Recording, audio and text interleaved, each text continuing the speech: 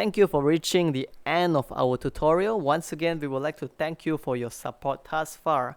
And if you find what we do here to be helpful, please help us by leaving a like, comment, subscribe, and share our videos. Thank you so much.